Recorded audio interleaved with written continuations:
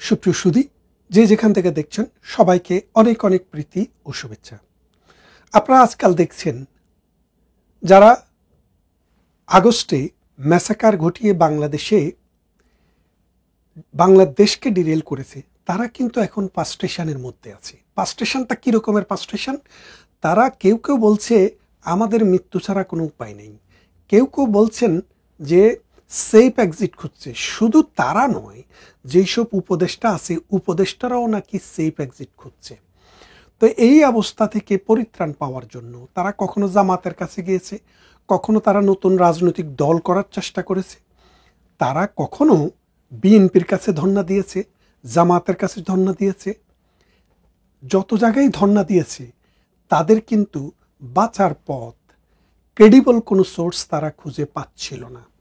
শেষ পর্যন্ত তারা ডক্টর ইউনূসকে দিয়ে একটি নতুন যুগের সূচনা করার চেষ্টা করছে। সেটি কি? ডক্টর ইউনূস এখন নানানভাবে এখন যে গর্তের মধ্যে পড়ে গেছে সেই গর্ত থেকে ওঠার চেষ্টা করছে। কেননা বাংলাদেশে আপনি যদি সাধারণ মানুষ, খেটে খাওয়া মানুষ, আপনারা একটা জিনিস খেয়াল করে দেখেন, বাংলাদেশে 18 কোটি মানুষ, 6 কোটি মানুষ উচ্চবিত্ত, মধ্যবিত্ত বা নিম্ন মধ্যবিত্ত, আর বাকি 12 কোটি মানুষ কিন্তু গরিব মানুষ। এটা কিন্তু একদম সোজা কথা। বাংলাদেশের যে মানুষের 3000-এর কাছাকাছি 2600-2700 পাউন্ড, যে 2800 পাউন্ড যে মাথাপিছু আয়, এই মাথাপিছু আয়ের বড় অংশই হচ্ছে উচ্চবিত্ত, ধনিক শ্রেণী, মধ্যবিত্ত, নিম্ন মধ্যবিত্তের হাতে। আর বাকি যারা নিম্নবিত্ত তাদের আয় কিন্তু বছরে $1000-এরও নিচে। তাহলে আপনি খেয়াল করে দেখেন, এই যে মানুষ, এই $1000 নিচে আয়ের যে মানুষরা, তারা কিন্তু গরিব, গরিবের মধ্যে মধ্য গরিব আর অতি গরিব, এই 3 শ্রেণীতে বিভক্ত। এই মানুষদের জীবন যেখানে ছিল, কর্মসংস্থান করেছিল গত সরকার, লক্ষ লক্ষ মানুষকে বিভিন্ন প্রজেক্টে বিভিন্নভাবে কাজ দিয়েছিল, গার্মেন্টস ফ্যাক্টরি ভালো কাজ করতেছিল, সেটা একটা পর্ব। দ্বিতীয়টি হলো, যাদের কাজ ছিল না তাদেরকে নানানভাবে বিজিএফ কার্ড, বিধবা ভাতা, বয়স্ক ভাতা এবং দুস্থ ভাতা দিয়ে নানানভাবে তাদেরকে সামাজিকভাবে সুষ্ঠুভাবে টিকিয়ে রাখার চেষ্টা হয়েছে রাষ্ট্রের পক্ষ থেকে। কিন্তু প্রধানমন্ত্রী শেখ হাসিনা চলে যাওয়ার পর লক্ষ লক্ষ, 36 লক্ষ মানুষ কাজ হারিয়েছে। কারা কাজ পেয়েছে সেটা পরের কথা। 36 লক্ষ মানুষ বেকার হয়ে গেছে। এই বেকার হয়ে যাওয়া মানুষের মধ্যে বেশিরভাগই হচ্ছে, আমরা যে 12 কোটি মানুষের কথা বলছি সেই 12 কোটি মানুষের মধ্যে পড়ে। তাহলে দেখেন, এই 36 লাখ মানুষের মধ্যে যদি 5 জন করে ধরেন, 5-30-150, মানে 1.5 কোটি মানুষ একদম না খাওয়ার অবস্থায়। এই অবস্থা থেকে মানুষকে যদি আপনি জিজ্ঞেস করেন যে ডক্টর ইউনূসের সরকার বা ছাত্র জনতা যারা দেশটাকে আজকের জায়গায় নিয়ে এসছে, মবের মাধ্যমে, ফ্যাক্টরি পোড়ানোর মাধ্যমে, মানুষের বাড়িতে আক্রমণ করার মাধ্যমে এই দেশটাকে যে ডিরেল করে দেওয়া হয়েছে, তাদের প্রতি মানুষের মনোভাব কি? মানুষ তাদেরকে এখন যেখানে পাবে সেখানেই পিটাবে, এরকম একটা অবস্থা হয়েছে। আওয়ামী লীগের প্রতি কেউ খুশি ছিল, কেউ অখুশি ছিল, এটা সত্যি। কিন্তু আজকে যারা আছে তাদের প্রতি অলমোস্ট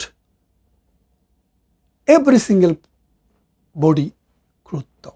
এই অবস্থায় ডক্টর ইউনূস চিন্তা করলেন যে তার জীবনের সফলতা যত, এই সফলতাগুলো তো মূলত এসছে 4টা দেশের হাত ধরে। 1 হলো আমেরিকা, 2 হলো নরওয়ে, সুইডেন এবং ডেনমার্ক।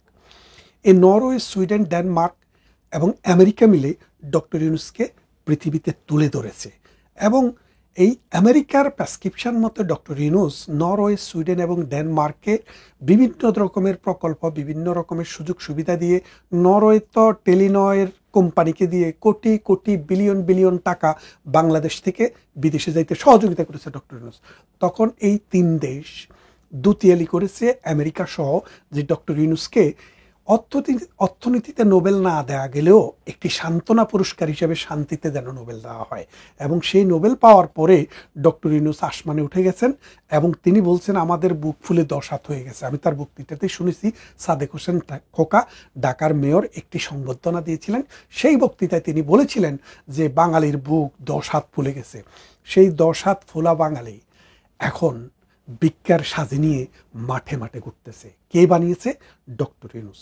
তো এখন ডক্টর ইউনূস এর একটি গেটওয়ে খুঁজতেছেন, কিভাবে এখান থেকে বেরিয়ে আসা যায়। তার অংশ হিসেবে তিনি নরওয়ে, সুইডেন এবং ডেনমার্ক এই 3টি দেশের রাষ্ট্রদূতকে নিয়োগ করেছেন আওয়ামী লীগের সাথে একটি সমঝোতা করার জন্য, যার ফলশ্রুতিতে এই সাবের হোসেন চৌধুরীর বাসায় একটি মিটিংয়ের গুঞ্জন শুনি। এই 3টি দেশের রাষ্ট্রদূতরা গিয়ে সাবের হোসেনের সাথে দেখা করেছেন। আচ্ছা, দেখা করার পরে কি হবে, কি হয়েছে, সেই বিষয়টি এই সময়ে এই মুহূর্তে আলোচনা করছে না। তারপরে আরেকটি জিনিস দেখেন, ডক্টর ইউনূসের মন্ত্রিসভায় যারা আছেন তাদের অনেকেই ভারতকে বলেছেন চোখে চোখ রেখে কথা বলবেন। ভারতের এমন একটি বাংলাদেশি মানচিত্র প্রকাশ করেছিলেন যেটি ভারতের একটা বিশেষ অংশকে বাংলাদেশের মানচিত্রের ভিতরে ঢুকিয়ে ফেলেছে। তারপরে আরও অনেকভাবে ভারতকে নিগৃহীত করে কথা বলেছেন। অন্যদিকে জামাতে ইসলামী এবং এনসিপির ভিতরে লুকিয়ে থাকা ওই পাকিস্তানের পেতাত্তারা প্রতিদিন পাকিস্তানের মন্ত্রীদেরকে, সচিবদেরকে বাংলাদেশে এনে মানে দেখাচ্ছেন যে ভারত আমাদের বন্ধু নয়, পাকিস্তানে আমাদের বন্ধু, মুসলিম ভাই হ্যাঁ না, ওই মুসলিম ভাইদেরকে এনে এনে দেখাচ্ছেন। এবং ডক্টর ইউনূস আমেরিকাতে গিয়ে সাইড লাইনে এই পাকিস্তানের প্রধানমন্ত্রীর সাথেও একটি মিটিং করেছেন। এর ফলে এখন ডক্টর ইউনূস কিন্তু আর কোনো গেটওয়ে খুঁজে পাচ্ছেন না। তখন ডক্টর ইউনূস এখন প্রধানমন্ত্রী শেখ হাসিনা যে ভারতে আছে, সেই ভারতের সাথে আস্তে আস্তে আস্তে আস্তে আস্তে আস্তে কাছে ভিড়তে শুরু করেছেন। ভারতের সাথে দেন দরবার শুরু করেছেন বলে আমরা শুনেছি। অর্থাৎ এখন ডক্টর ইউনূস বুঝছেন যে এই বাংলাদেশ থেকে বাইরে হওয়ার পথ দুইটা, একটা হলো বঙ্গোপসাগর, লোনা জল, আর 3 দিক দিয়ে ইন্ডিয়া। এখন হয় ইন্ডিয়া দিয়ে বাইরে হইব, আর ওই একটা কোণা আছে দক্ষিণ পূর্ব কোণ, সেই কোণায় অল্প একটু জায়গা দিয়ে পাহাড়ি এবং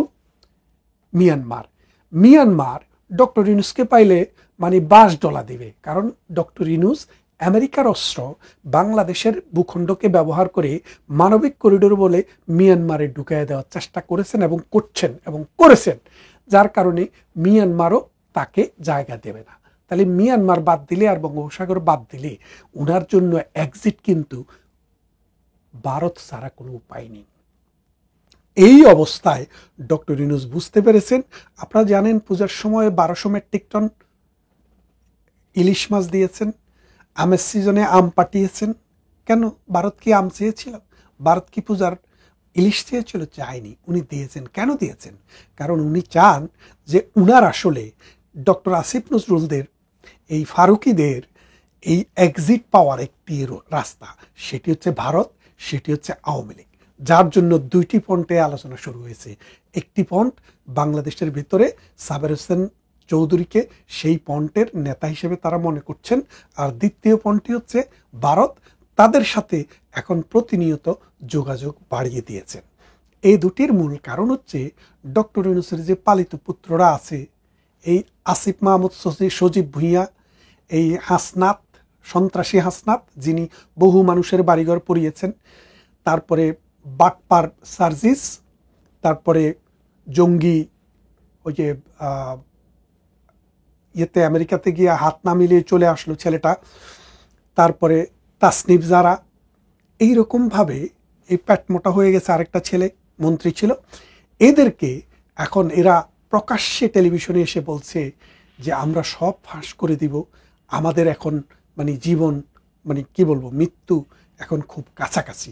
এই অবস্থায় ডক্টর ইউনূস একটু চিন্তায় পড়ে গেছেন, তারা যদি সব ফাঁস করে দেয়, তাদের চিন্তায়, তাদের কথায়, ডক্টর ইউনূসের বুদ্ধিতেই কিন্তু তারা যমুনার সামনে গিয়ে আওয়ামী লীগ এবং ছাত্রলীগকে নিষিদ্ধের দাবি তুলেছিল, আর ডক্টর ইউনূস কলমের খোসা দিয়ে নিষিদ্ধ করলেন তাদের কর্মকাণ্ড। এর ফলে কি হয়েছে বাংলাদেশে, আওয়ামী লীগ যখন রাস্তায় নেই, মাঠে নেই। একটা জিনিস খেয়াল করে দেখেন, কোনো একটা স্কুলে যদি একজন টিচার নিয়োগ করার জন্য আপনি যদি একটি দরপত্র আহ্বান করেন, আপনি বললেন যে যারা MA পাস তাদেরকে আমি নিতে চাই, কিন্তু দেখা গেল এই গ্রামে, এই অঞ্চলে, এই সমাজে MA পাস কোনো লোক নেই। তাহলে আপনি নেমে আসলেন আমি BA পাস চাই, BA পাসও পাওয়া গেল না, তাহলে আপনি কি করবেন? ইন্টারমিডিয়েট চাই, ইন্টারমিডিয়েট না পাইলে আপনি চাইবেন ম্যাট্রিক পাস, আর ম্যাট্রিক পাসও যখন পাওয়া যাবে না তখন আপনি চাইবেন যে কেউ হলেই হবে। তো এই অবস্থা থেকে পরিত্রাণের জন্য আমরা কি করব সেই বিষয়টি নিয়ে আমরা কথা বলতে হবে। এখন দেখেন এরপর কি হলো, এখন আওয়ামী লীগ নেই, বিএনপির প্রথম শ্রেণীর নেতারা দম ধরে আছেন, তৃতীয় শ্রেণী চতুর্থ শ্রেণীর মানুষদেরকে দিয়ে রাজনীতি করাচ্ছেন। যেমন মনে করেন আপনারা খুব নাম শুনেন এনসিপির, বাংলাদেশে 1% মানুষও রিপ্রেজেন্ট করে না তারা। আপনি শুনছেন মঞ্জুর এবি পার্টি, 1% মানুষকেও তারা রিপ্রেজেন্ট করে না। তাহলে আমরা যেসব মানুষকে এখন সামনের দিকে দেখছি, মানে কি বলবো, একটা বড় সংখ্যাকে যখন আপনি ভাগ দেন, ভাগের একটা ফল হয়, আর যেটা ওই সংখ্যা দিয়ে ভাগ করার সমান বড় হয় না, তারা অবশিষ্ট থাকে। এখন অবশিষ্টরাই যখন বিশিষ্ট হয়ে যায় কোনো একটা সমাজ ব্যবস্থায়, ওই সমাজ অধপথে যেতে বাধ্য। তার মানে রাজনীতি এখন অবশিষ্টদের হাতে চলে গেছে। এই অবশিষ্টরা রাজনীতিকে এমন একটা হাতিয়ার হিসেবে ব্যবহার করেছে, ভাগ বাটোয়ারা করে খেয়েছে। এই মধ্যে ডক্টর ইউনূস ক্ষমতায় আসার এই 16 মাসের মধ্যে, 15 মাসের মধ্যে মোটামুটি 6,000 মানুষ কোটিপতি হয়েছে নতুন করে, আগেরগুলা বাদ। আগেরগুলো অনেকে ফকির হয়ে গেছে, বাড়িঘর জ্বালিয়ে দিয়েছে, ব্যবসা প্রতিষ্ঠান জ্বালিয়ে দিয়েছে, কিন্তু নতুন এই 6,000 লোক যে কোটিপতি হলো, এরা কিসের কোটিপতি? 50 কোটি, 100 কোটি, 200 কোটি কোত্থেকে এসছে? সাদাবাজি করে এসছে। আপনি তো দুর্নীতি দমন কমিশন রেখেছেন, দেখি দুর্নীতি দমন কমিশনকে বলেন যে 6,000 যে নতুন কোটিপতি হয়েছে তাদের লিস্টটা দিয়ে তাদের বিরুদ্ধে তাদের সম্পদের হিসাব করেন। করবেন না, কারণ এরা আপনাদের লোক। এই 6,000 অবশিষ্ট ভোগী বাংলাদেশকে গত 1 বছরে ভাগ বাটোয়ারা করে খেয়েছে, মানুষের জীবনকে দুর্বিষহ করে তুলেছে। প্রতিষ্ঠিত যে ব্যবসা, প্রতিষ্ঠিত নীতিসিদ্ধ যে নিয়মসিদ্ধ যে ব্যবসা, সেটাকে মাটির সাথে লাগিয়ে দিয়েছে। প্রত্যেকটা বেসরকারি টেলিভিশন ছিল বিটিভির বিপক্ষে, মানে বিটিভি যেমন করে সরকারের গুণগান করত, এখন যারা আছে প্রত্যেকটা টেলিভিশন সরকারের গুণগান ছাড়া আর কোনো কথা বলে না। খালেদ মহিউদ্দিনের মতো লোক আওয়ামী লীগ করে, এইরকম কোনো লোককে নিয়ে তার মিডিয়াতে ডিবেট করতে সাহস করে না। কেন করে না? কারণ জানে তার মিডিয়াটিও ব্লক করে দেওয়া হবে। এখন এই অবস্থা থেকে পরিত্রাণ পাওয়ার জন্য ডক্টর ইউনূস যেই পথটি ধরেছেন, এই পথটির একটি অংশ ভারতে, আরেকটি অংশ বাংলাদেশে। এই দুইটি অংশের সাথেই আওয়ামী লীগের সম্পর্ক। বাংলাদেশে যিনি, যার সাথে নরওয়ে, সুইডেন আর ডেনমার্কের রাষ্ট্রদূতদেরকে দিয়ে খবর পাঠিয়েছেন ডক্টর ইউনূস, ঠিক একইভাবে তিনি ওই ইন্ডিয়াকেও খবর পাঠিয়েছেন। কারণ প্রধানমন্ত্রী শেখ হাসিনার সাথে তো ডাইরেক্টলি যোগাযোগ করতে পারেন না, তিনি যেহেতু এখন ভারতের রাজনৈতিক আশ্রয়ে আছেন। তার মানেটা কি দাঁড়াচ্ছে? অদূর ভবিষ্যতে আপনারা এটা দেখলে অবাক হবেন না যে আওয়ামী লীগ আবার এই দেশে রাজনৈতিক শক্তি হিসেবে খুব তাড়াতাড়ি মাথা উঁচু করে দাঁড়াবে। অবশিষ্টভোগী যারা আছে, যারা অবশিষ্ট, যারা বিশিষ্ট হয়ে গেছে, তাদের পালানোর পথ থাকবে না। ভারত দিয়েও যেতে পারবেন না, বঙ্গোপসাগরের লোনা জলে ডুবতে পারবেন, ভার্মাও আপনাদেরকে জায়গা দেবে না। সুতরাং রেডি, গেট রেডি। আমাদের লোকেরা আসছে, আপনাদেরকে হত্যা করার জন্য আসছে না, আপনাদের বাড়ি জ্বালানোর জন্য আসছে না, আপনাদেরকে যে বাংলাদেশের 71-এর মহান মুক্তিযুদ্ধের পর যেই সংবিধানের ভিত্তিতে একটি রাষ্ট্র প্রতিষ্ঠা হয়েছে, 53 বছরের মানুষের জীবনে অনেক পরিবর্তন এনেছে, সেই আইনের ভিত্তিতে আপনাদেরকে বিচারের কাঠগড়ায় দাঁড়ানোর জন্য আমরা আসছি। এবং এই বিচারটি খুব নিখুঁত বিচার হবে। এই বিচারটি ওই যে যুদ্ধাপরাধীদের বিচার আপনারা যেভাবে করছেন, পৃথিবীতে প্রত্যেকটি দেশে বিচার হয়েছে, শত শত বিচার, শত শত বলবো না, 100 অন্তত হবে যে যুদ্ধাপরাধীদের, মানবতা বিরোধীদের বিচার হয়েছে।